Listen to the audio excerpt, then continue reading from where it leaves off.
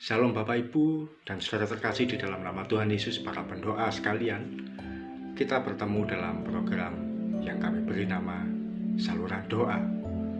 Berbicara mengenai doa, doa adalah panggilan yang Tuhan berikan bagi setiap orang yang percaya di dalam nama Tuhan Yesus. Siapapun itu, ketika kita menerima Yesus Kristus sebagai juru selamat, kita juga diberi kemampuan untuk berdoa. Dan sebenarnya setiap kita adalah seorang pendoa. Anda mungkin tidak bisa khotbah, Anda mungkin tidak bisa nyanyi, Anda mungkin tidak bisa main musik atau melakukan aktivitas kegiatan rohani lainnya yang menuntut kemampuan-kemampuan khusus. Tapi tentunya Anda bisa berdoa. Karena itu pelayanan doa adalah pelayanan yang tentu bisa dilakukan oleh semua orang. Kami memberi nama program ini yaitu Saluran Doa. Saluran doa itu artinya apa? Kita memberi diri kita untuk berdoa bagi pihak lain. Pihak lain yaitu bisa jadi bangsa dan negara, kota kita, teman-teman kita, sahabat kita, keluarga kita, atau siapapun yang di luar kepentingan diri kita pribadi, termasuk kepentingan gereja-gereja Tuhan. Dan kami juga akan mencoba mengangkat topik-topik khusus untuk kita doakan. Karena itu kita menjadi saluran doa, atau pribadi yang mau mendoakan sesuatu. Dan yang namanya saluran, tentu dia akan terus mengalir. Seperti sungai, kalau dia mengalir, dia akan menjadi sungai yang sehat, sungai yang jernih, sungai yang dia bisa membuat orang lain itu menjadi terberkati. Ketika orang lihat sungai yang mengalir, rasanya kan senang hatinya, rasanya kan ada sesuatu yang enak. Bayangkan kalau sungai itu buntu, tidak mengalir, maka yang terjadi apa? Sungai itu akan kotor, penuh dengan sampah, dan akan membawa sakit penyakit. Tapi kalau sungai itu mengalir, menyalurkan sesuatu yang baik, dia akan membuat tanaman di sekitarnya menjadi tanaman yang sehat, tanaman yang bermanfaat. Sama seperti pipa, kalau dia mengalirkan air, maka pipa itu akan basah. Tidak pernah pipa itu akan kering kalau dia menyalurkan air. Demikian juga kehidupan kita, kalau kita menjadi saluran doa, menjadi pihak pribadi yang mau mendoakan pihak lain, maka kehidupan kita pun juga akan diberkati. Kalau kita berdoa bagi orang yang sakit supaya sehat, kita pun juga akan sehat. Kita pun juga akan terjamin kesembuhannya. Kalau kita mendoakan supaya orang lain diberkati, pribadi kita pun juga akan diberkati oleh Tuhan. Kalau kita berdoa bagi orang lain supaya dia bisa mendapatkan kemajuan rohani yang baik, atau rumah tangganya penuh dengan kebahagiaan, hal yang sama pun juga akan kita alami. Tapi bayangkan kalau kita berdoa untuk diri kita sendiri, supaya aku disembuhkan, supaya aku diberkati, supaya keuanganku dipenuhi dan sebagainya, maka akan buntu berarti pada diri kita sendiri. Kita belajar untuk menjadi seorang yang mau berdoa bagi pihak lain. Dan nantinya kita akan bertemu dengan program-program kita yang mengangkat topik-topik tertentu secara khusus. Dan hari ini kita akan mengangkat satu topik, yaitu berdoa untuk guru. Hari ini tepat tanggal 2 Mei kami memulai siaran baru ini. 2 Mei adalah Hari Pendidikan Nasional kalau di Indonesia. Anda tahu, dengan tokoh yang bernama Ki Hajar Dewantoro, guru-guru mempunyai hari yang istimewa, Hari Pendidikan Nasional, yaitu tanggal 2 Mei. Hari ini kita akan berdoa untuk para guru. Tapi dalam program saluran doa ini, sesuatu yang berbeda, yaitu kita bukan cuma berdoa atau minta didoakan, tapi kita akan melakukan tindakan profetik. Bagaimana itu, Pak? Silakan Anda tuliskan kata-kata profetik, kata-kata semangat, kata-kata nubuatan, kata-kata motivasi, atau kata-kata doa, atau kata-kata penguatan tentang guru. Anda tuliskan di kolom komentar. Misalkan saja begini: saya berdoa guru-guru di Indonesia, kehidupan mereka diberkati oleh Tuhan dan dipulihkan sehingga menjadi teladan yang baik. Atau juga Anda tuliskan, di dalam nama Tuhan Yesus, guru-guru Indonesia kesejahteraannya terpenuhi. Silakan tuliskan di kolom komentar. Kita belajar untuk memberkati orang lain lain, memberkati pihak lain, memberkati para guru untuk topik hari ini. Silakan tuliskan di kolom komentar. Kita belajar menjadi seorang pendoa yang bergerak secara profetik, yaitu memberikan kata-kata nubuatan, penguatan bagi pihak lain. Silakan tuliskan di kolom komentar.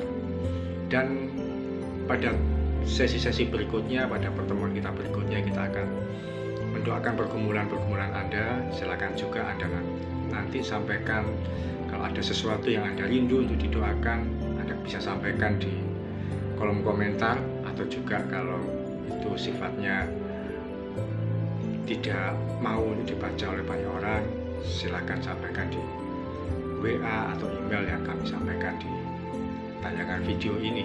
Anda bisa sampaikan pergumulan Anda atau hal yang ingin Anda tanyakan, atau ada sesuatu rindu untuk didoakan, silakan tuliskan di WA atau email yang akan kami sampaikan, dan juga bisa juga di kolom komentar. Kita akan doakan bersama pada pertemuan berikutnya yang bila Tuhan berkenan kita akan bertemu setiap hari Selasa, Kamis, dan Sabtu. Demikian juga kalau ada kesaksian-kesaksian nantinya, kita akan bersama-sama sharing melalui program saluran doa ini. Oke, sebelum kita nanti berdoa bersama-sama, jangan lupa Anda tuliskan kata-kata penguatan di kolom komentar di YouTube maupun Instagram ketika Anda menyaksikan tayangan ini.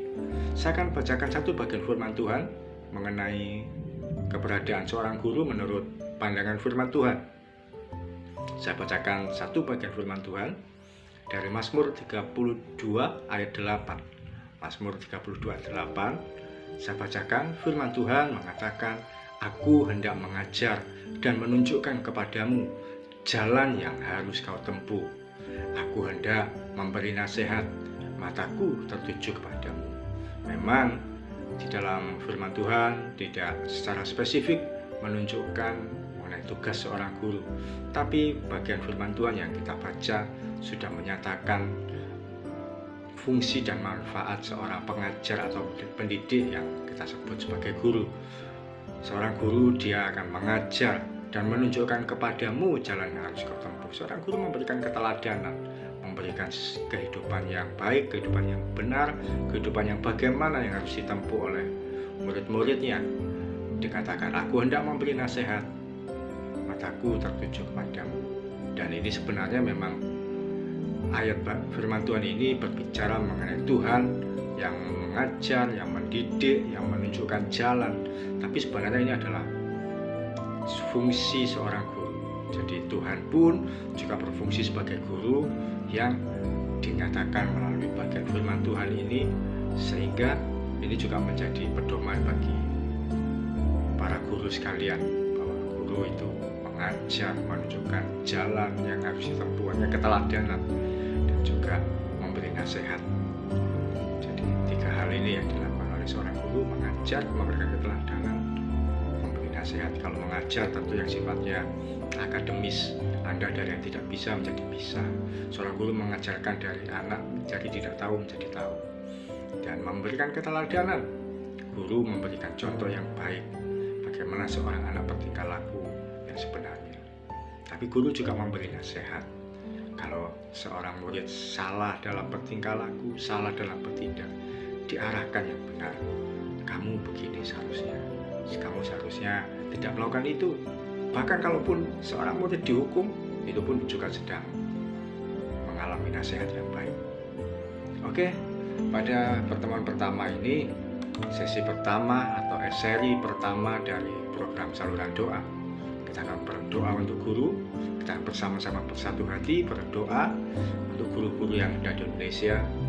Dan silakan tuliskan kata-kata penguatan, kata-kata motivasi, kata-kata semangat, kata-kata doa. Kita melakukan tindakan profetik dengan tuliskan di kolom komentar mengenai guru yang ada di Indonesia. Mari kita datang pada Tuhan, kita angkat tangan kita. Ya Bapa yang kami sembah, di dalam nama Tuhan Yesus, hari ini kami berdoa melalui program saluran doa ini ya Tuhan, untuk setiap guru yang ada di Indonesia Tuhan. Khususnya Tuhan kami berdoa untuk guru-guru yang mereka adalah pengikut Kristus Tuhan, baik guru pengajar yang merupakan guru Kristen dan Katolik, kiranya mereka mampu menjadi teladan yang baik bagi murid-muridnya, memberikan nasihat yang baik, memberikan contoh kehidupan yang benar, dan memberikan arahan-arahan dan masukan yang bermanfaat bagi setiap murid-muridnya. Untuk guru-guru yang mereka adalah pengikut Kristus, baik guru di tingkat pendidikan paling rendah, di playgroup, PAUD maupun TK, demikian juga yang ada di SD, sekolah dasar, di SMP, SMA, kiranya mereka boleh menjadi contoh yang baik Tuhan bagi setiap anak-anak-Mu, setiap murid-murid yang dipercayakan. Berikan ya Tuhan bagi guru-guru ini fungsi yang baik. Mereka menyadari keberadaan mereka, untuk mereka menjadi pribadi dan teladan yang benar dan bermanfaat bagi setiap murid-muridnya. Dan yang kedua ya Tuhan, kami berdoa untuk setiap sekolah Kristen dan Katolik di seluruh daerah di Indonesia ini Tuhan. Apapun namanya, dimanapun tempatnya, sekolah Kristen dan Katolik level tingkat pendidikan paling rendah sampai yang paling tinggi, dari playgroup, TK, SD, SMP, SMA, sekolah Kristen dan Katolik dalam kapasitas yang menengah, yang sedang, atau yang dia merupakan sekolah Kristen dan Katolik yang kondisinya paling baik, fasilitasnya yang lengkap dan sebagainya, supaya sekolah Kristen dan Katolik ini mampu menjadi sarana pendidikan yang bermanfaat bagi masyarakat sekitarnya dan menjadi tempat yang tepat untuk menyalurkan ini. Bapak, Ibu, dan saudara terkasih di dalam nama Tuhan Yesus, kalau Anda adalah seorang guru atau Anda ingat tentang sekolah-sekolah Kristen dan Katolik tertentu, sampaikan itu di dalam doa secara spesifik. Sebutkan namanya supaya sekolah ini diberkati, sekolah Anda dipulihkan, sekolah Anda mengalami keberkatan yang luar biasa. Tuhan Yesus, hamba juga berdoa Tuhan, kami berdoa bersatu hati di program saluran doa ini, supaya kesejahteraan guru diperhatikan dan terpenuhi dengan baik. Tidak ada yang kekurangan, tidak ada yang kesulitan secara ekonomi, khususnya guru swasta yang Kristen dan Katolik dimanapun berada. Kesejahteraan mereka terpenuhi, baik melalui gaji dari yayasan maupun tunjangan-tunjangan dari pemerintah tersedia dengan baik untuk mereka, untuk beliau-beliau yang mengabdikan diri mereka sebagai seorang pendidik dan pengajar. Terima kasih Tuhan Yesus. Perhatikan ya Tuhan kehidupan para guru, karena mereka menjadi teladan, sama seperti Engkau ketika ada di bumi. Engkau juga menjadi guru yang baik bagi murid-murid-Mu. Maka kiranya para guru yang ada di Indonesia ini, yang adalah pengikut Kristus, guru-guru Kristen dan Katolik, kehidupan mereka boleh menjadi teladan, menjadi fungsi yang baik dalam pengajaran, dalam pembelajaran sehari-hari di sekolah-sekolah, maupun juga Tuhan memberkati dan memperhatikan kesejahteraan mereka. Maka akan ada saja berkat-berkat Tuhan bagi setiap guru dimanapun berada. Akan ada berkat-berkat yang tersampaikan tanpa terduga, tanpa batas, karena mereka guru-guru ini Tuhan bekerja bukan cuma sekedar mencari uang dan nafkah, tapi mereka membawa misi khusus, yaitu menyatakan kasih Kristus kepada murid-muridnya. Di dalam nama Tuhan Yesus kami mengucap syukur. Bapak, Ibu, dan saudara terkasih, para pendoa sekalian, mari buka kedua tangan. Maka terimalah berkat Abraham yang adalah berkat kekayaan dari kondisi minus, defisit, menjadi penuh berkelimpahan. Maka terimalah berkat Isa yang adalah berkat mujizat, dari kondisi yang tidak ada menjadi ada, dari kondisi yang tidak mungkin menjadi penuh keajaiban. Dan terimalah berkat Yakub yang adalah berkat perubahan karakter, dari seorang yang jahat, seorang penipu, menjadi seorang yang dipakai oleh Tuhan secara luar biasa. Dan kita terima secara utuh berkat Abraham, Ishak, dan Yakub di dalam satu nama, Tuhan Yesus Kristus, Tuhan yang ajaib dan penuh dengan mujizat, dan penuh dengan kasih, penuh dengan kemurahan hati. Terima kasih Tuhan Yesus, kami berdoa dan mengucap syukur. Sama-sama kita berkata, amin.